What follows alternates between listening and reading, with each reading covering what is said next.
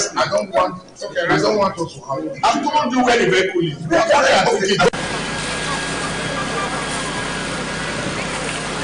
The truck was actually coming from Ring Road. It missed a step. So as it was trying to gather itself, it fell.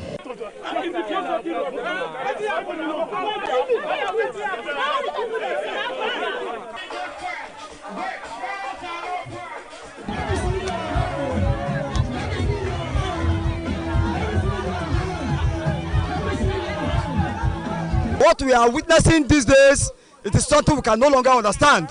They should stop telling us and promising us all those promises are fake, giving us details of promises are fake. We don't want it anymore.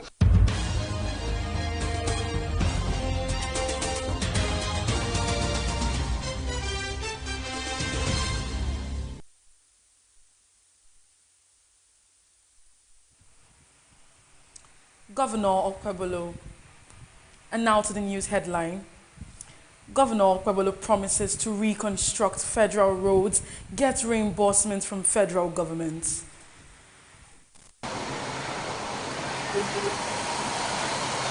So what we are doing is to keep this place safe for our people to apply. That is exactly what it is.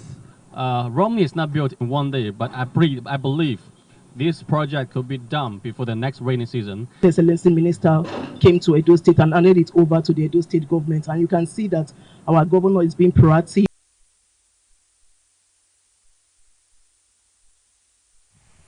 High-profile PDP Labour Party members orders defect to APC in large numbers in Owan West LGA.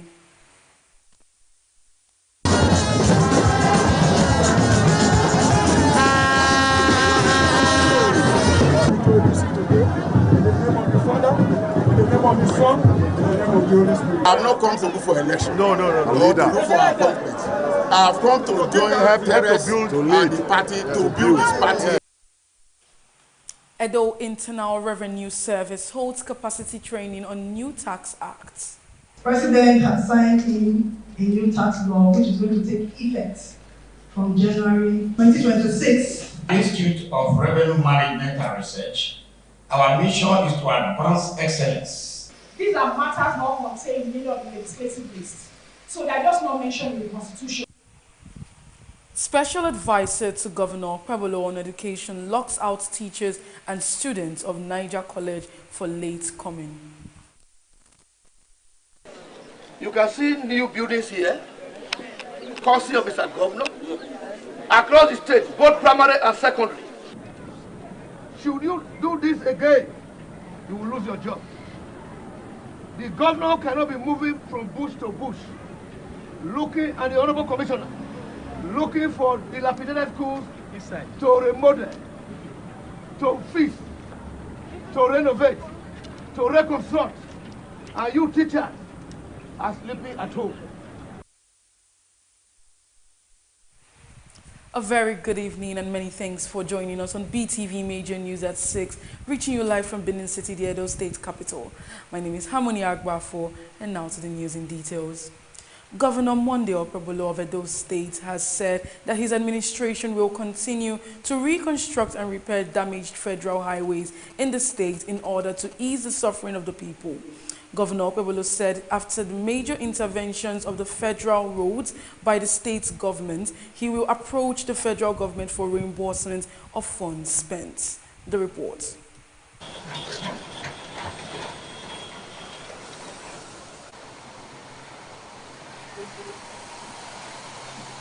Governor Monday Okpebolo said he cannot sit back and continue to allow the daily carnage on major federal highways, which the previous administration refused to handle in the state. Okpebolo made the remarks when he visited the Ogege Ologboazis of the Benin Saple Road. The section of the highway had become almost unmotorable after the bypass, drawing widespread concern from motorists and residents. Governor Monday Okpebolo, who inspected the project, expressed dismay at the deplorable condition of the road. The governor's visit marks another major intervention in Edo's growing list of road rehabilitation and reconstruction projects.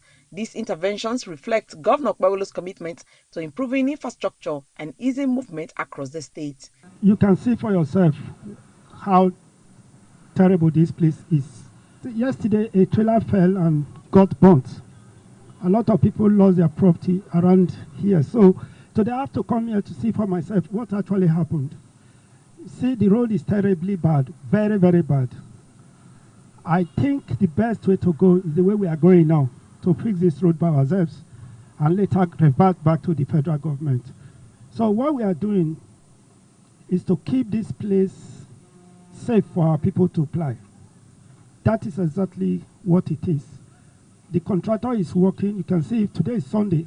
I never expected us to be here, and we are here. Engineer Mrs. Williams Bello, the Special Advisor on Project Implementation and Monitoring, explained that the 10.50-kilometer section was recently handed over to Edo State government by the Federal Ministry of Works when the Minister of Works visited the state. Bello said the contractor, who was already handling 23.2 kilometers of the project, is now extending work to the newly considered section in the middle of the road. According to him, they are already excavating for the drains. The General Manager of CBC Global Construction Company, Mr. Lao, said the firm had made significant progress the ongoing 23.2-kilometer reconstruction work. He explained that for now, they have achieved almost 8 kilometers of stone base and 5 kilometers of continuously reinforced concrete pavement, and after the bypass, they have about 7 kilometers by the right-hand side to complete. So we can see that this section is the 10.15 kilometer that was just considered by the Federal Ministry of Works when the Excellency Minister came to Edo State and handed it over to the Edo State government. And you can see that our governor is being proactive. We are still in the payment phase. The contractor was on the 23.2 kilometer and now is here to finally give this other section to the contractor.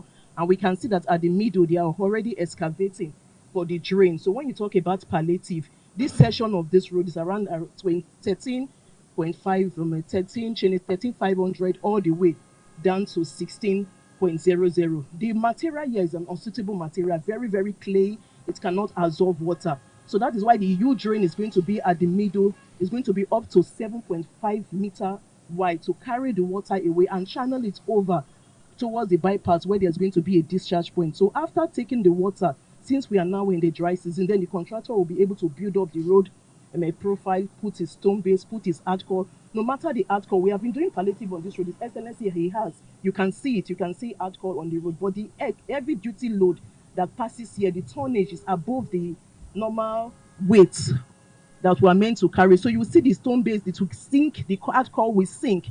So that's why this Excellency took it upon himself and said, no, since Levant has been terminated, what is the way forward? There is no funding from the Federal Ministry of Works at this time for it because the NNPC tax credit has ended. And His Excellency graciously took over this 10.5 kilometer and added it to this contractor's work. So as he has already promised that by next rainy season, we will not meet this situation here again. Currently, as you can see, we're doing excavation of the drainage in between to channel the water out. So once we have done this one, so everything will be much easier for us. And I can assure all of the people, Rome is not built in one day, but I believe this project could be done before the next rainy season. And so I want to extend this, use this chance to extend my appreciation and thanks to the governor. Without his assistance and support, we cannot finish this project in time. So let me say thank you, Governor. He said the major challenge before now was rainfall, but now that the rains have stopped, they are working on excavating the drainage in between to channel water out, and once that is done, everything will be made easier, and assured the governor that the project will be completed before the next rainy season. Best Orator reporting for BeeTv News.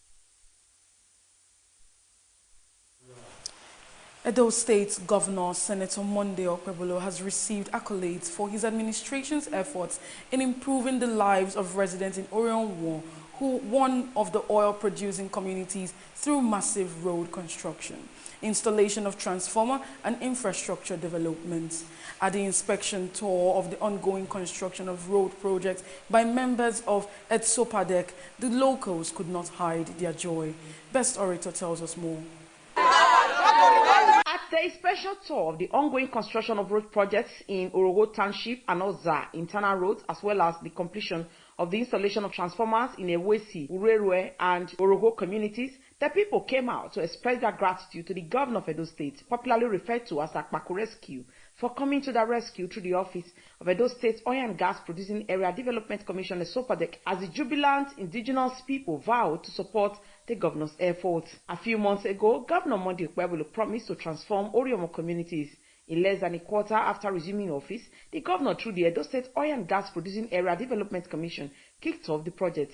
Some of the notable projects include a 3.515 kilometer Orogo Township Road, 1.6 Oza Internal Road Connection, 3.5 kVA installation of transformers in Ewesi, Urerwe and Orogo communities, ongoing construction of markets with solar power boreholes, toilet facility, 20 open and 80 lock-up stores in Umogunohua, Ugo Open Market, 50 lock-up market stores in Ewegai, 120 open and 80 lock-up stores in Oben, and 20 open and 40 lock-up stores. These initiatives have brought relief to the people who have been struggling with poor infrastructure and inadequate access to basic amenities, as they shed light on the impact. It was the biggest shock. Why am I shocked? I was born and brought up in this community. I even attended this primary school across us here. I have never seen anything like this. Have we been promised? Yes, we were promised several times. But physically, I am seeing what is called the dividend of good governance. I want to thank the Excellency Governor Okpebholo for the promises he has made so far. And for what we are seeing in the Ogo community is a welcome development. And also, I want to commend the effort of the SOPADEC Commission for coming here with a very massive project on this road project. Remember that the governor himself wants a development of the state and wants a development of this community. The entire people of Orogo community are ready day and night to stand by him in any time of election and otherwise. I'm very grateful. In fact, we are grateful as a community. If I must confess, we are grateful and we really appreciate his effort. It's another thing to make a promise, and another thing to also put it to enforcement. Within the short term, the way we are seeing the handwork of the engineers, the way they are pushing it, if not this issue of rain, we would have been seeing the progress so much now. Speaking during the inspection, the governor of Edo State, represented by the chairman, Edo State Oil and Gas Producing Area Development Commission, Mr. Francis Osabohe, and the board members said he will continue to put the people first. I'm here today with my board members. We are very, very happy with the progress of the job.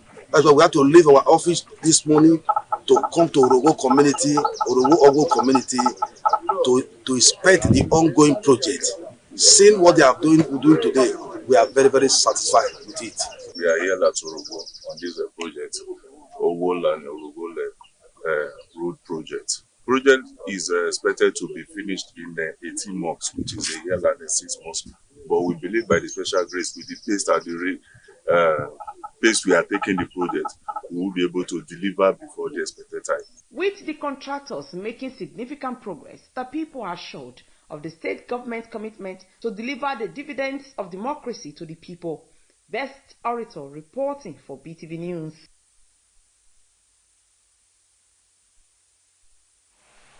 The Edo State government has announced a week-long series of events to commemorate the first anniversary of Governor Monday Okpebholo-led administration, pledging to deepen transparency, accountability, and practical governance, despite inheriting what is described as a staggering 600 billion naira debt from the previous government.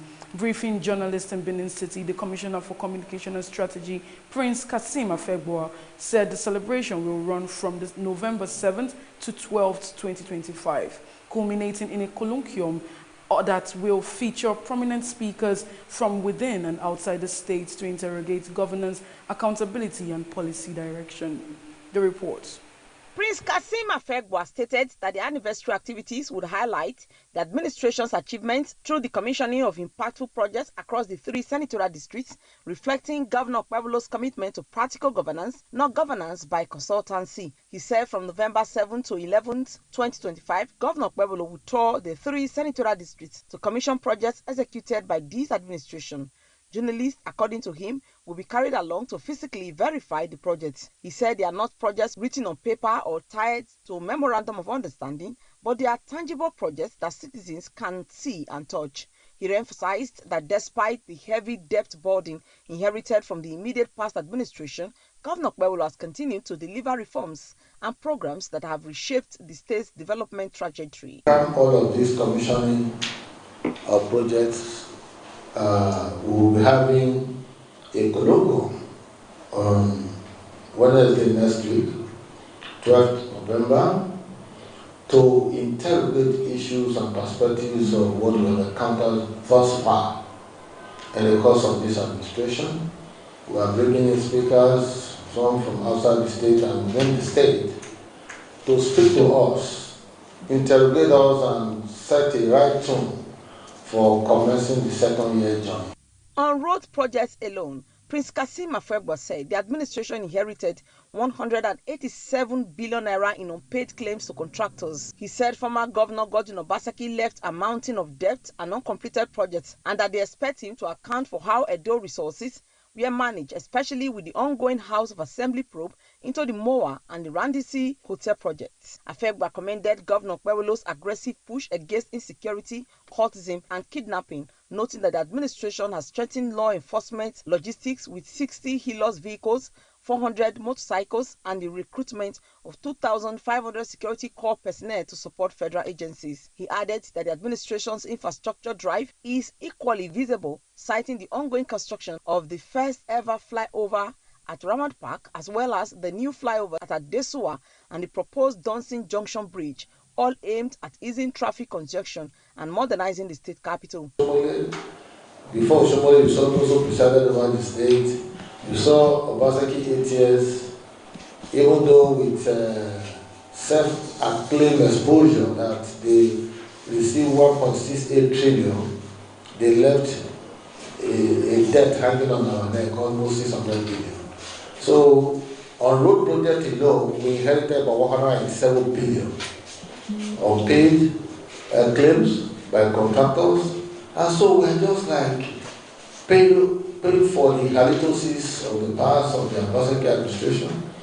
And we are saying that rather than him jumping all over the world saying that he's thanking the new people, he should come home and answer for his failures and failures. Thank God that the House of Assembly has commenced the process of public hearing on the Randisi Hotel and the MOA.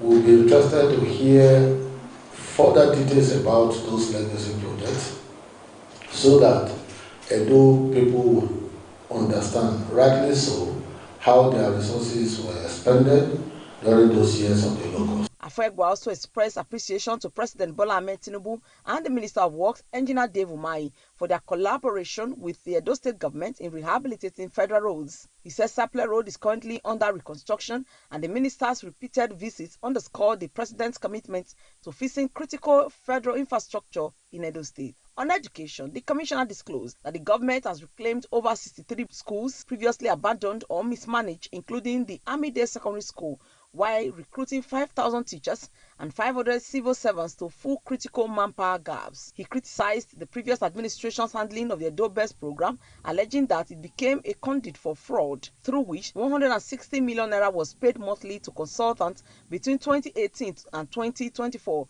without measurable improvement in the education sector. Prince Kasim Afegba also highlighted major strides in healthcare, agriculture, and environmental restoration, noting that Governor Okpebholo's reforms have revived moribund projects and reclaimed government lands encroached under the previous regime. He said they have reclaimed the MOA lands where over 3 billion naira was previously sunk with nothing to show for it. He further accused the former administration of hurriedly commissioning uncompleted projects such as the Edo Hub and Stella Obasanjo Hospital, saying the current government is committed to completing and properly delivering them to Edo people. According to Afegba, the forthcoming colloquium on November 12 will serve as a platform for reflection, policy review, and public engagement as the administration prepares for its second year. We haven't seen any tangible intervention in terms of reclaiming the schools in Edo State. Right inside Benin here, there are schools without windows, schools without chairs and tables, schools without teachers. Thank God that the governor has commenced reclaiming those schools. One of it is the Army Day Secondary School, which he built within 8 years. The education is also a very good thing. Talking about the health aspect. We have succeeded in reclaiming part of the land that was ceded to MOA, Museum of West African Arts. Because by the time we looked at the mappings of that land, they literally took over a very huge expanse of land at the location of our previous general hospital, which we called Central Hospital. Now the governor has, on his own, held meetings with the drivers of the MOA, and he frowned at the fact that they preferred museum to healthcare delivery. And he said, despite the financial constraints, Prince Kasim Afegwa reaffirmed that Governor Pablo remains resolute in his mission to rebuild Edo on the pillars of integrity, transparency, infrastructure renewal, and inclusive growth. Best Orator reporting for BeeTv News.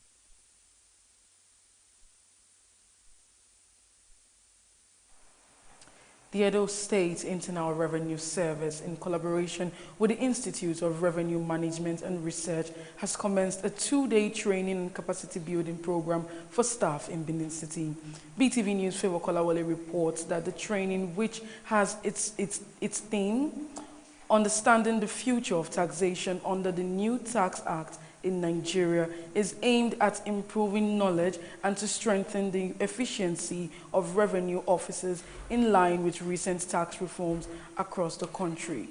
The report is presented by Best Orator. Thank you for the facilitators, Lord. Speaking at the capacity training program, Edo State Chairman of Internal Revenue Service, Otumba Oladele Bakole Balogun, who was represented by Mrs. Osareme Ogedegbe, said that capacity training remains a priority for Edo Internal Revenue Service as it continues its mandate of improving revenue collection for the development of the state. The President has signed in a new tax law which is going to take effect from January 2026, and the service has deemed it necessary to organize this training for all of you, all staff of the Revenue Service, irrespective of your cadre, so that you'll be abreast with the new tax law. On his part, a representative of Institute of Revenue Management and Research, Honorable Sunday Iraga, noted that the training will enable participants understand key charges in the tax system and how to apply them in their day-to-day operations for better results. On behalf of the Institute of Revenue Management and Research, to warmly welcome you all to this important training and capacity building program. Today's gathering underscores the shared commitment of our institutes and the Edo State Internal Revenue Service to strengthen institutional capacity, deepen technical competence, and enhance professionalism in tax administration and management. At the Institute of Revenue Management and Research, our mission is to advance excellence in revenue policy, administration, and management through research, training, and professional development. Following the opening session, a lecture was delivered by Professor Otaifo Eya, a professor in accounting and taxation, who spoke on the overview of the New Tax Act 2025 and the implications for state tax authorities. He highlighted critical provisions of the new tax laws and the need for state-level revenue agencies to adopt clear compliance and enforcement frameworks. The tax appeal tribunal has been made more efficient and more effective, giving more powers to resolve disputes as it relates to both states and federal tax laws. We must be civil. You don't just start having physical interaction with your taxpayer or defaulting taxpayer. You take them up to the tribunal. Another session was taken by Ms. Celestina Nwambweze, Managing Associate, Tax and Government Business Practices, who spoke operationalizing the taxation of income of individuals, empowerment income, and the profits of enterprises under the Nigerian Tax Act 2025. She emphasized the importance of accurate taxpayer profiling and the use of data-driven systems to ensure fairness in tax assessment and collection. Now, another matter in respect of which the State of Assembly can make law is what is known as the residual matters. And I'm careful with the choice of when residual matters, not list. So residual matters means these are matters not contained in any of the legislative list. So they are just not mentioned in the Constitution, meaning that it's just a catch-all, something that is not contained in the Constitution.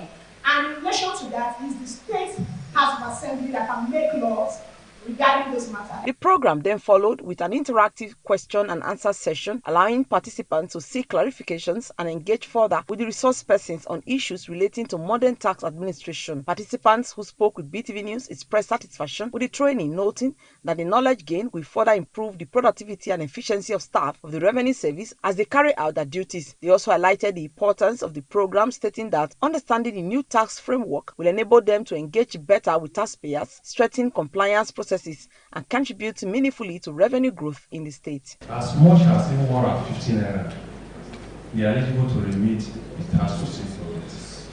But that had not been answered at all. In page 66 of the judgment, the Supreme Court held, consequently, the legislative competence of each state House of Assembly encompasses, among other matters, to regulate activities such as lottery, gaming, and other forms of betting within the state government powers. So, my question is, for this new act, to move gaming into the federal government coffers, into the national lottery tax, the new tax reforms, to me, I see where I can see that it is usurping the power of the state to legislate on gaming matters, as decided by the Supreme Court in November last year. Thank you, sir. The commission and all you pay to those that are engaged in what they call betting as expense.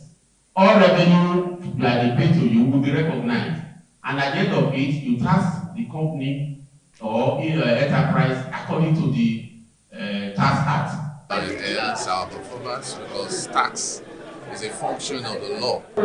And it's a new law that we need to properly understand so that we can administer it very well.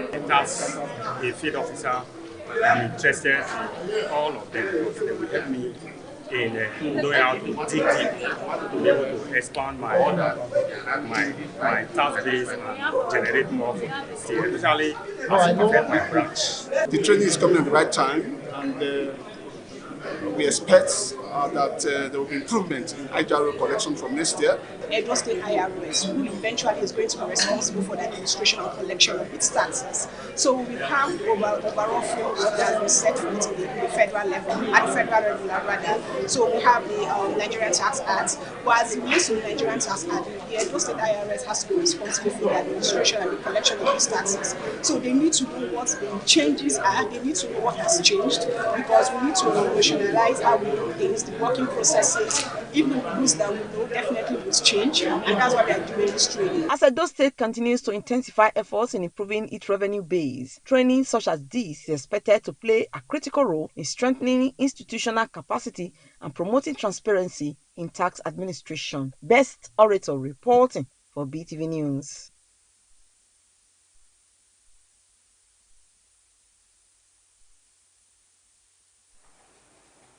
The special advisor to the Edo State Governor on Education, Honorable Barrister Vincent Akere, on Tuesday locked out teachers and students at Niger College in Ipobaoka local government area for coming late to school. BeeTv News Courage Ayodele reports that Honorable Vincent Akere locked out the teachers and students during his teaching and learning monitoring exercise at Niger College as part of ongoing efforts to strengthen the state government's commitment to quality education delivery. The report is presented by Temitope Oluwafemi.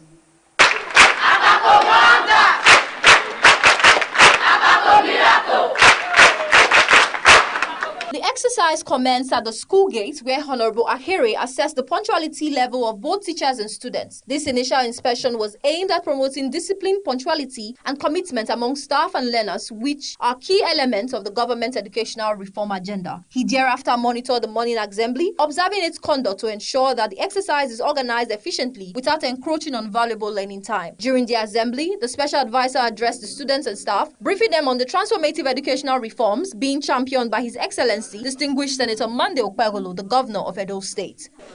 You can see new buildings here, courtesy of Mr. Governor, across the state, both primary and secondary.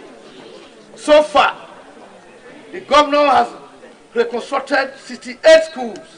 68. What should you do?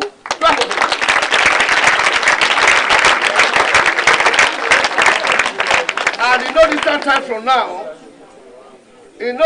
from now, another set of schools in the 3 and other districts will be awarded. The essay to the governor on education also frowned at some students and teachers who came late as he locked them outside the school but later pardoned them after stern warning. About our education, who loves our children, who loves education, who is poised to give out his all to save education in those states. He sent me here. I'm his personal aide, special advisor on education, Honorable Vincent Akere. I'm not here to withhold you. Should you do this again, you will lose your job. The governor cannot be moving from bush to bush, looking at the Honorable Commissioner, looking for dilapidated schools to remodel, to fix, to renovate, to reconstruct, and you teachers are sleeping at home. The monitoring visit continued with classroom observations across both the junior and senior sections of the school, where Honorable Ahere evaluated the quality of teaching delivery, student engagement, and learning environments. Following the classroom visit, he held a formal interactive session with the teachers and the school management team. In his address, the special advisor commended their dedication, but also urged them to remain steadfast and work in synergy with the state government to raise educational standards. The session also featured an open forum where teachers highlighted some of the challenges facing the school. The special advisor listened attentively and provided insightful feedback and guidance on how to address the issues raised. Don't stay at home and come and bribe, make an attempt to bribe the principal to endorse your logbook. I want you to be of good behavior. You should be punctual to work, 2 males and 2 females. Those you trust. And I want to go away with your list. Put your account number.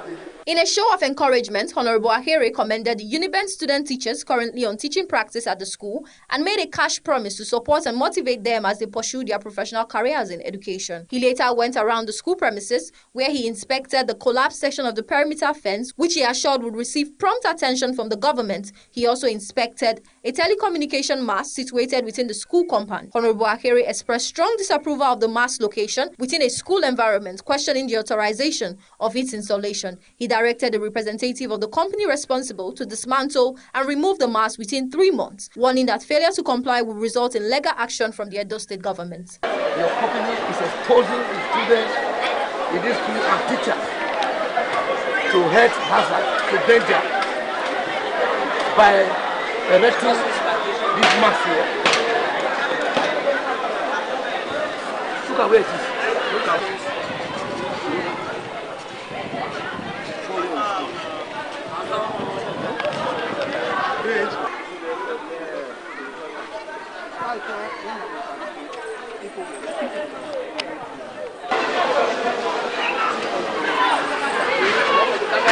In his closing remarks, the special advisor commended the school management and teachers for their efforts, but reminded them that the present administration under Governor Monday Okpegolo and the Commissioner of Education, Dr. Padi Yamu, have made massive investments in the education sector within its first year in office. He therefore charged them to remain committed, diligent, and supportive of the government's vision for a reformed and inclusive education in Edo State. Temitope Oluwafemi reporting for BeeTv News. Edo State government says it is committed to addressing the issue of perennial flooding in the state. The Chief Executive Officer of the Edo State Flood Erosion and Watershed Management Agency, Edo FEMA, Honorable Mohammed Bawa Okoyomo, stated this when he inspected the recent damage caused by erosion in Ekae. BeeTv News Best Orator has details.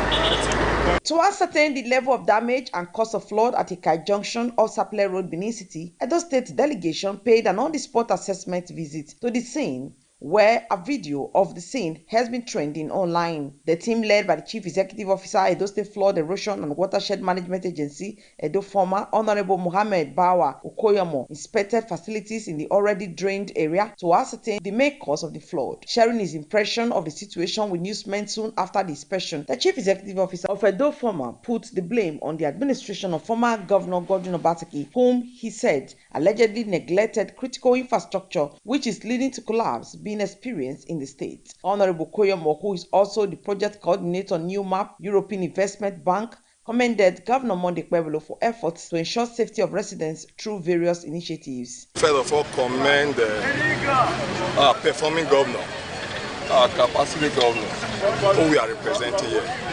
You can see the mess Obaseki created. For 8 years, we didn't have any government. So now we have a government that is very responsive, a government that is very responsible. As soon as we saw this thing on social media, His Excellency directed us that we should come immediately and check, assess it ourselves. So we are here with our team of engineers, and you can see that there's no erosion here. I think it's because of the construction. And I don't think there is any cause for that. On the remote cause of the flood being experienced at Ika Junction, the engineer in the team, Ero Edwin, said the drainage around the area cannot accommodate large volume of water, which is why it takes time to drain, and express optimism that the reconstruction of the Sapele route will resolve the problem. You see, the problem we're also facing is that there is no drainage system that can pick our flood during the rain per second. So definitely when it rains, you must see the flood running on the street or on the road. But the good thing about this area that we are today, you can see that the state government is consulting the federal road already. So definitely in the next few months, when this axis of the road is being constructed, this flood you saw that you will not be seeing them. They will disappear the moment the road is constructed. Also speaking, the special advisor to Governor Kpebolo on humanitarian poverty alleviation, Honorable Johnson Adamo, who was in the team to assess the level of damage caused by the flood, said no casualty was recorded. I think I was actually here on humanitarian basis based on the video we saw circulating online. To the best of our knowledge, as you can see, it's just a normal process erosion of flooding during rainy season. So there is nothing serious, and there's no casualty, and there's nothing we can do. Chairman Eka Keke Riders Park Association, Comrade Abraham James, who was on ground when the team visited, said their efforts to resort to self-help failed, while stressing that the waters often drain 3 hours after the rains. Comrade James appealed to government to come to their rescue. We have been having problem on erosion very much, and the force of the water that is coming direct from Ekawan this way, Ekawan, Okundaye, from the old road down here. Even though when it rains, there is nowhere, nobody can pass here. You can't use leg to pass here. We construct this place that you are seeing, so the KK people that made this place so that it can 4-3 everything collapse. So we need assistance from the body to assist us from the road. It's very bad. Even though as my tricycle, when it rains down, you will not see any tricycle here. Everybody. Recall that a video of floods overwhelming the drainage at Ika Junction of Sapele Road recently surfaced on social media, with voices lamenting at the background.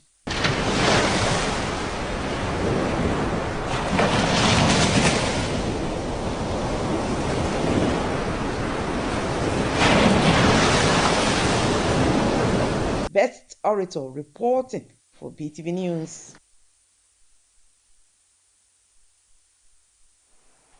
The Commissioner of Police, Olohundare Jimo, says no protest will be allowed to hold. He said this today as he led his men to the Oro-Shoki area of the state. Addressing journalists, the Commissioner of Police said he has deployed officers across strategic areas, and according to him, the increased presence of police officers in those areas was due to information available to the command that some people are planning to stage a protest.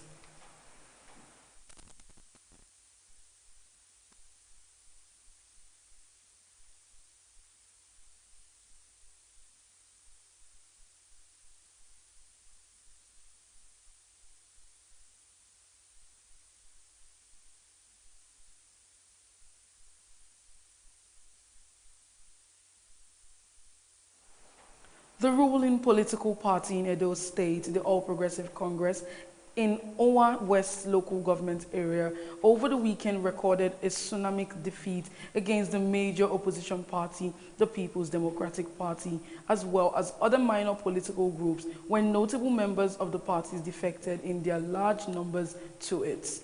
BeeTv News Best Orator reports that the new APC members claim that they were lured to the party by the record gains of human and infrastructural transformation by President Ahmed Bola Tinubu, Governor of Edo State, Senator Monday Okpebholo, in their short period in office, and the quality care by the leaders of the party in the local government, High Chief Lucky Ohimai, alias Tarex, the leader.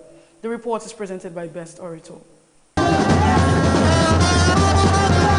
Large crowd of members of the People's Democratic Party, PDP, the Labour Party, LP, and the newly formed ADC, AA, ANPP, amongst others, welcomed the leaders of the All Progressives Congress, APC, to the defection arena and secretariat of the party at Sabogida Ora, the administrative headquarters of Owa West local government area. The stretch of the road leading to the local government secretariat in the heart of Sabogida Ora was filled to capacity as jubilant members of the APC rejoiced over the new political alignment and celebrated High Chief Lucky Ohimai, who has continued to use his personal resources to impact the people positively, thereby attracting people to the party.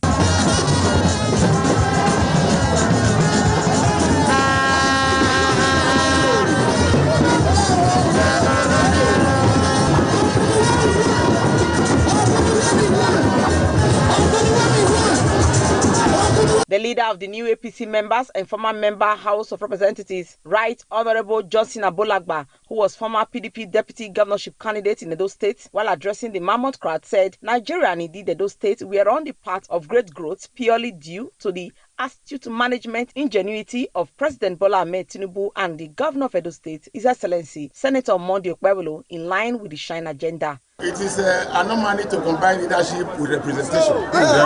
So that is why today I am here knowing very well that this is the right place. I have not come, by my age, I am not looking for election again. No. I have not come to look for election. No. Or to look for appointments. I have come to join Teres and the party to build this party. I will support Teres with all I have in terms of knowledge, in terms of experience, in terms of whatever. I'm here to support him and support the party structure. But the type of a man I know you are, and I have learned that you are, you will take care of us. You already take care of us. A national chieftain of the APC, who is also a leader of the party in Owa West local government area, High Chief Lucky Ohimai, alias Tares, received the new party members with other leaders and assured them of more dividends of democracy, acknowledging that they will be accommodated and will also be integrated into the party. He commended the leadership style of Edo State Governor Senator Monday Okpebholo, whose developmental agenda is attracting people to the APC. On behalf of him, Chief, we are giving you this group, which is our symbol of unity. You can break the group when you take the man, but you cannot break it when you join them together. On behalf of the leader of Ohimai, welcome you to APC today. In the name of the Father, in the name of the Son, in the name of the Holy Spirit. Welcome you today. Into APC. Into APC. APC! APC! You don't cancel. Opposition. When I came here today, I promised not to say anything. Just to control my emotions and all that. But sir, for some time, I stopped doing this in public. It was because of the elections and all that. I was pronouncing stuff. Yes. But now, I'm not that kind of person. I don't like loud things and all that. But the time came, we have to show them what we are made of. I know we sent message before for some little tradition and all that. Other notable PDP members who joined the APC were High Chief David George, Pastor Uwaifo Paul, Venerable Joseph Abaku, and Mr. Ojo Wajai, as well as a former House of Representatives candidate of Labour Party for Onwan Federal Constituency, Comrade Erasmus Ihide. I'm delighted, I'm very glad to have this warm reception today, where we have a leader or person of High Chief Lucky Oyema, aka Tyrus. Since he has assumed the leadership of this local government, we have found peace. We have found a lot of dignity, a lot of personalities who have aspired, who have contested and won this local government. He has given me fit to remove them from other parties. He has arrested them from other party to our party, and we arrest. And like what our amiable governor, Senator Monday Okpebolo, have just told us, that which Tyrus Oyema have related to us, that he need to give Asiwaju 2.5 votes. The event was witnessed by other leaders of APC in the local government area, including former chairman of the council, Honorable Frank Ilaboya, and Comrade Raymond Aruna Osumo, among others. Best Orator reporting for BeeTv News.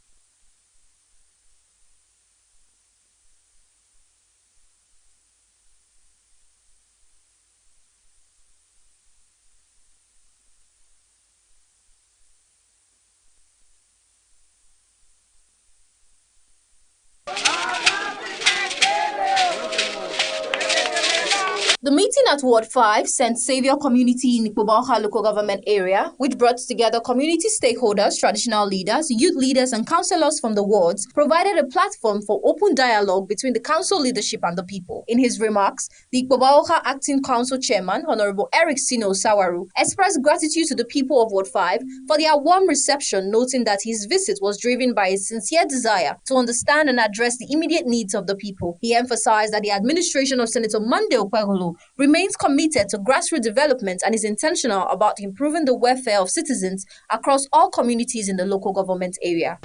His Excellency, the Executive Governor of Edo State, always give marriage, where when you relocate now, okay, to Wawobio, 7 years was his working. He might go hear from you people directly. The man, every man, address is. My way, you know, to our or boom, if you want the government, you know, my way, but let's see ourselves starting from somewhere, recognizing you people. Speaking on behalf of the residents of Ward 5, Mr. Diamond Ogieriki, who served as the community spokesman, thanked the chairman and his team for the visit to hear from them. He listed several critical needs of the ward, including the installation of a transformer at St. Saviour, the fencing of a primary school to ensure the safety of pupils, grading and sand filling of several streets, and the construction of health centers, among other developmental requests. Other community leaders also seized the opportunity to highlight issues affecting their areas, appealing to the council for prompt intervention. Iviyeneva Primary School is a government school. At the back, there is a falling fence at the back. Come on street. So, no kame governor, no bima ade, e manipuya, e ya lagwe, no tenancy, ya gifi, no ipubo. Another portion at Tabiama, they call it Ticket Junction. Is very bad. Following the meeting, Honorable Eric Sino Sawaru also led members of his delegation to inspect a severe gully site at Omomo Street in St. Saviour, an issue that was raised during the town hall session. The immediate inspection underscored the chairman's commitment to first-hand assessment and immediate response to community concerns.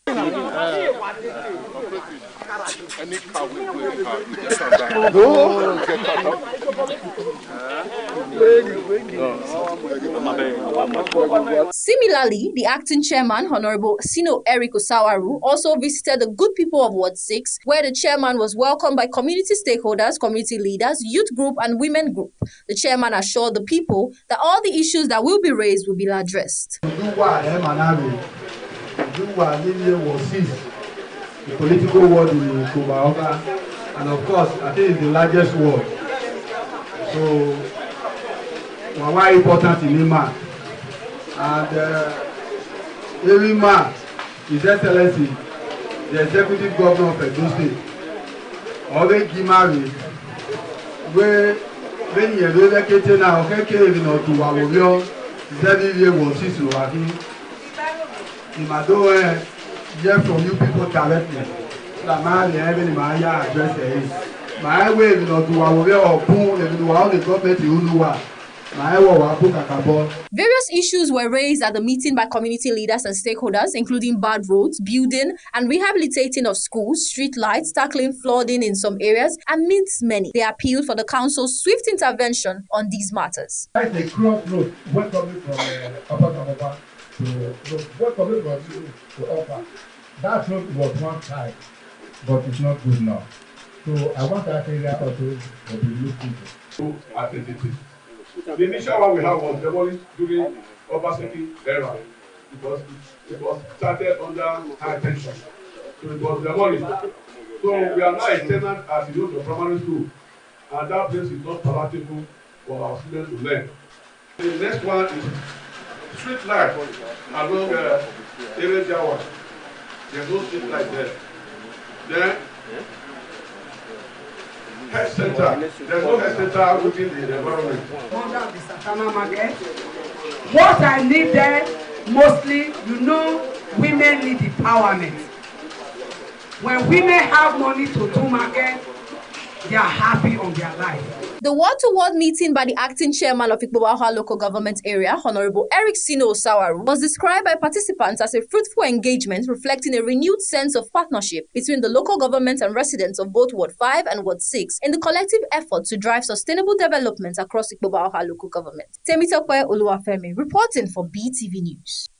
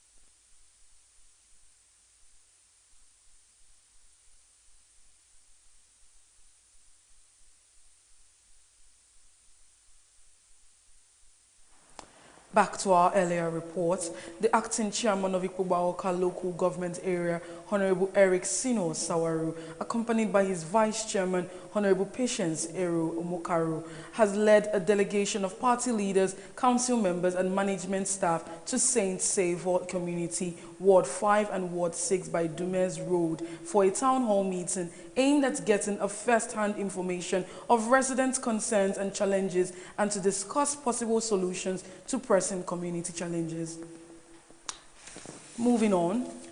Governor of Bayelsa State, Doye Diri, has officially defected from the People's Democratic Party to the All Progressive Congress. Vice President Kashim Shettima led top APC stakeholders to Yenogwa for the governor's official defection ceremony. President of the Senate, Godswill Akpabio, Governors Dapo Abiodun, Lucky Orimison Ayedatiwa, Sheriff Oborewori, Hope Uzodinma, and Akwa Ibom State Governor Umo Basi Eno. all attended the ceremony. The event marks a major political shift in Bayelsa, long considered a stronghold of the PDP. Governor's Diri's defection comes amid a wave of movement by prominent politicians from the PDP to the APC ahead of the 2027 elections. Decided to play politics of integration instead of politics of isolation. The All Progressive Congress, the party of those who believe that progress can only be guaranteed when we stand together. When we answer the call of our people, you spoke eloquently, succinctly, highlighting the positive attributes that has come the way of the Izo nation since the coming into being of the present administration. Everybody, Senate President, you cannot be the only one out. Bayelsa cannot be the only odd state. And I also believe that as kids and kings, we must also be together. But more importantly is the politics of development. If we have a president that loves the Ijaw people, that loves Bayelsa, and has shown that sign from the beginning, then I have no reason to remain in a sinking ship.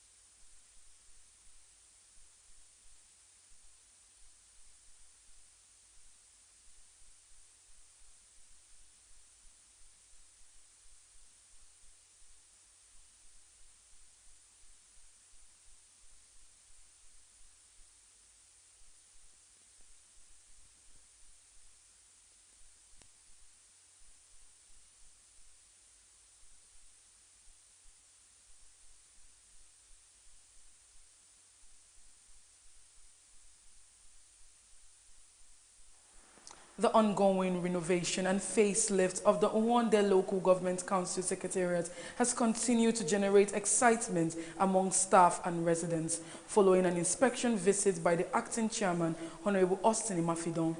BeeTv News Zainab Mohammed reports that before now the council secretariat was an eyesore. The report. During the inspection of the ongoing renovation work, the council chairman, Honorable Augustine Imafidon, expressed satisfaction with the pace and noting that the project was carefully designed to address long-standing infrastructural challenges within the council. The renovation work includes the construction of a sockaway system, the sinking of a borehole, the establishment of a council canteen, the installation of a perimeter fence to boost security around the secretariat, and the facelifting of the entire office block. Staff members welcomed the developments, saying the improved facilities will finally put an end to the discomfort they previously experienced, especially the lack of adequate sanitation, which often forced some workers to use nearby bush. Honorable Imafidon explained that the facelift will significantly enhance staff attendance and productivity, projecting up to a 95% improvement in turnout compared to previous years. He added that a more conducive working environment will strengthen accountability, encourage better record keeping, and create a welcoming atmosphere for visitors and potential investors. He said when completed, workers usually spend more time at work and less time at home, and as such, the workplace should be more conducive. The acting chairman reaffirmed his commitment to uplifting the council's administrative standards. The inspection marks another step in the administration's ongoing effort to reposition Ownde local government for greater efficiency and development. Zainab Mohammed reporting for BeeTv News.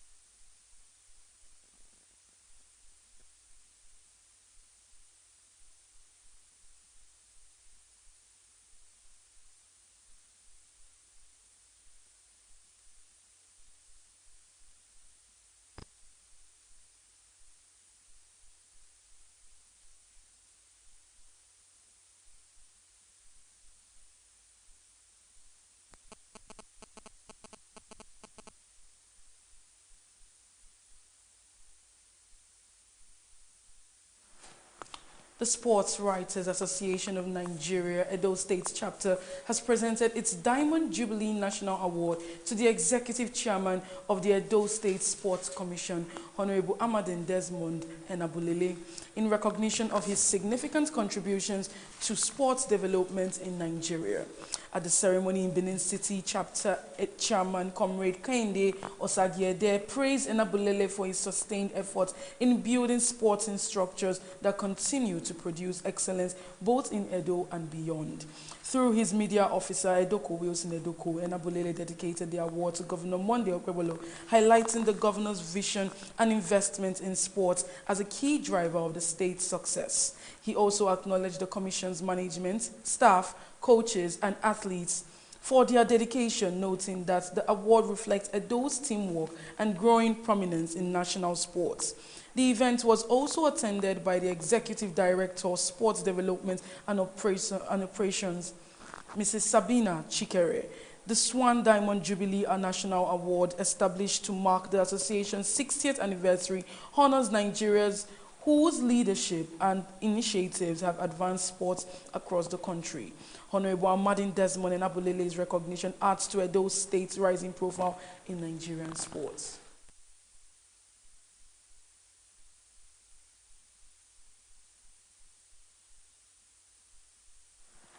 And now moving on to the business world, the Nigeria Civil Aviation Authority has concluded plans to introduce a new $11.50 levy on all international air tickets for inbound and outbound passengers, a move that could yield over $1 billion in revenue over the next 2 decades and has sparked concerns among operators. Let's join BeeTv News' Temitope Oluwafemi for more details on this and more from Business News.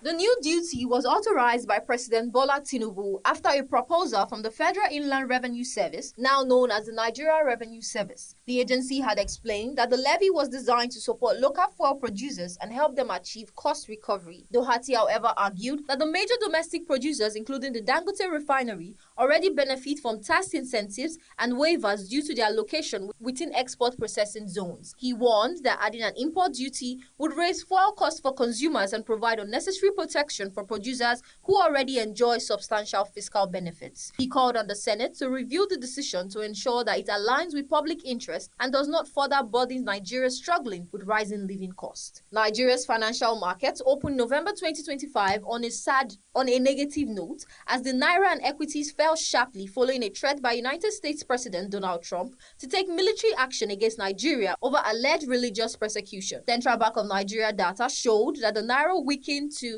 1,436.34 naira per dollar on Monday from 1,421.73 naira per dollar, a decline of 1.3% or 14.61 naira in 1 day. At the parallel market, the currency dropped further to 1,455 naira per dollar amid increased investor anxiety and dollar demand pressure. The market reaction followed Trump's comments over the weekend in which he accused Nigeria of religious persecution and directed the U.S. Department of War to prepare for possible action. His remarks triggered global concern about potential diplomatic and economic fallout. At the Nigeria Exchange Limited, trading turned bearish as the all-share index fell from 0.25% to close to 153,739.11 points. Reducing all-share index fell by 0.25% to close at 153,739.11 points, reducing year-to-date gains to 49.37%. Market capitalization also dropped by 245.88 billion naira to 97.58 trillion naira. Market analysts attributed the losses to geopolitical tension and renewed uncertainty surrounding Nigeria's foreign relations and investment outlook. Retailers warn of fresh cooking gas shortage. Nigeria may be facing another round of cooking gas scarcity as liquefied petroleum gas retailers report dwindling supplies across the country. The warning comes just weeks after consumers began recovering from a previous shortage that led to a sharp rise in prices. Retailers said the Dangote petroleum refinery has become the sole major supplier of LPG to the domestic market, raising fears that any operational disruption could trigger another nationwide supply crisis. Current prices of cooking gas range between 1,200 naira and 1,500 naira per kilogram, depending on location, up from about 900 naira per kilogram before the recent industrial disputes between the refinery and the Petroleum and Natural Gas Senior Staff Association of Nigeria disrupted the production. Temitope Oluwafemi reporting for BeeTv News.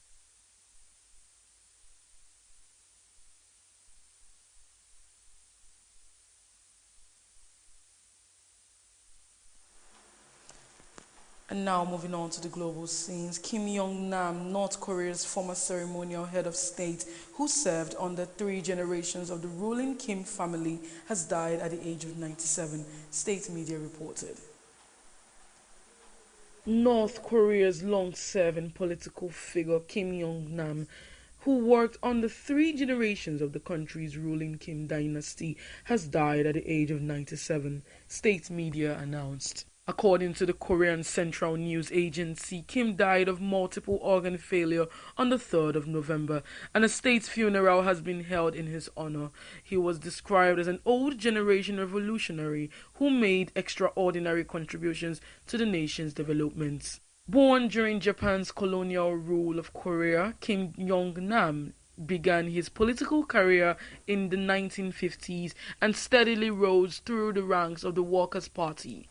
He served as a foreign minister before becoming the president of the Supreme People's Assembly in 1998, a largely ceremonial position he held until 2019.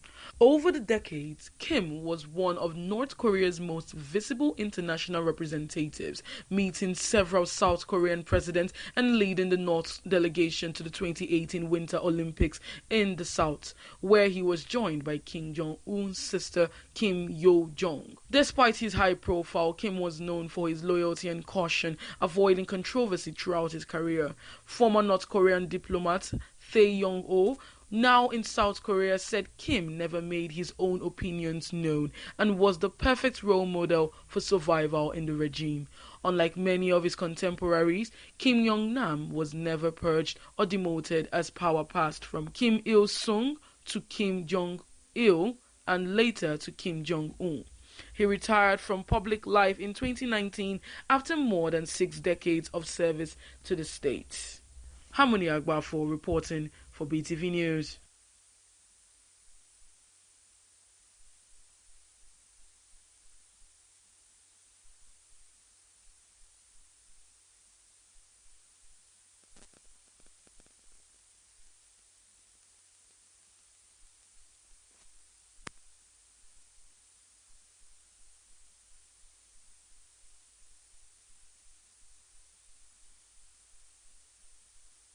The award-winning music producer said he sometimes feels inspired by couples who share their happy moments online but becomes discouraged when he reads stories of failed marriages. He noted that many men lose a significant portion of their assets after marriage, especially when there is no prenuptial agreement in place. Don Jazzy, who is 41 years old, revealed that although he has been in relationships in the past, he is currently single. He added that he is in no rush to settle down and intends to wait for the right partner before making any commitment. In another development, Grammy-winning Nigerian singer Burna Boy has revealed that he has converted to Islam after years of personal reflection and spiritual searching. The Afrofusion star disclosed his decision during a Twitch live stream with U.S. content creator Playboy Max, where he discussed his upbringing and faith journey. Burna Boy explained that he was raised in a Christian family but began to question various aspects of religion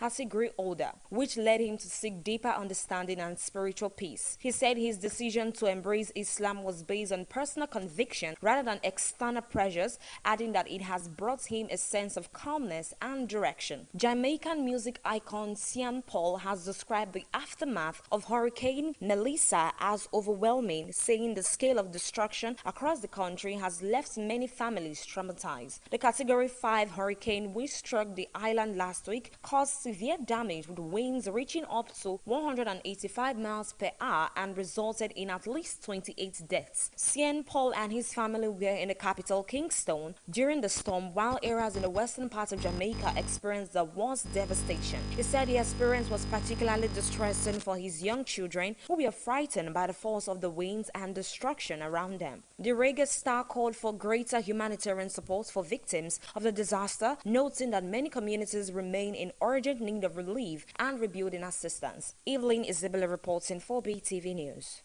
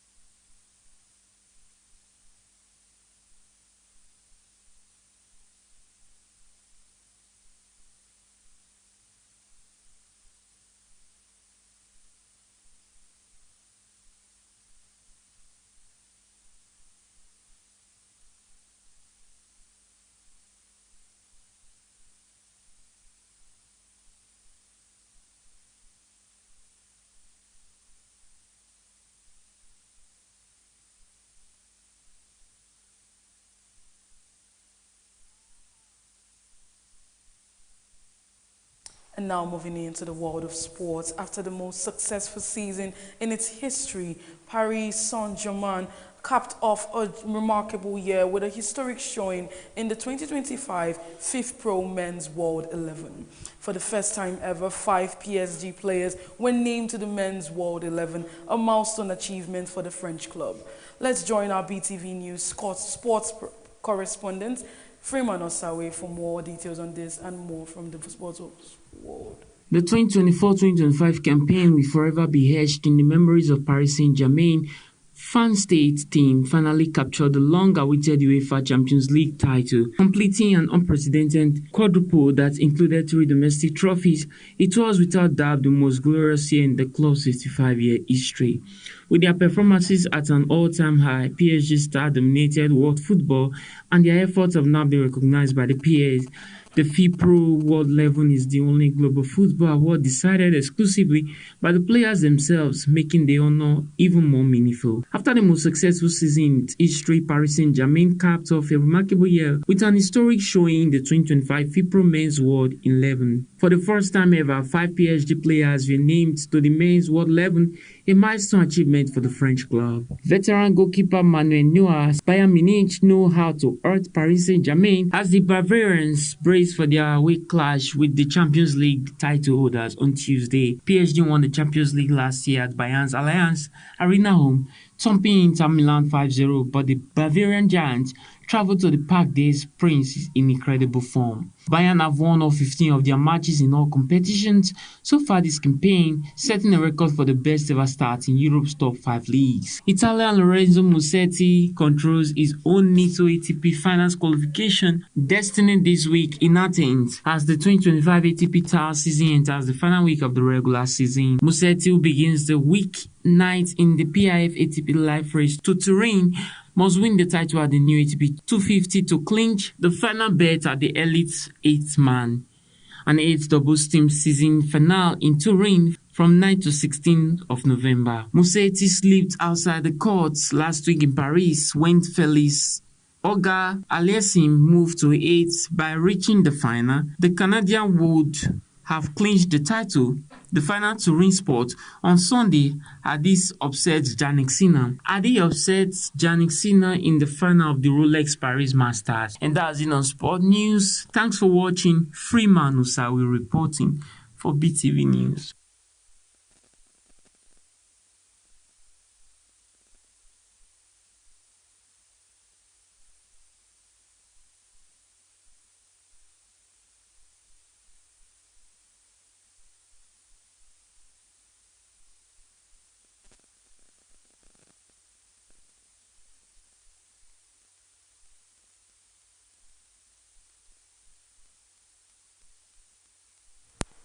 And that's the size of our package for the evening. Many thanks for joining us on BeeTv Major News.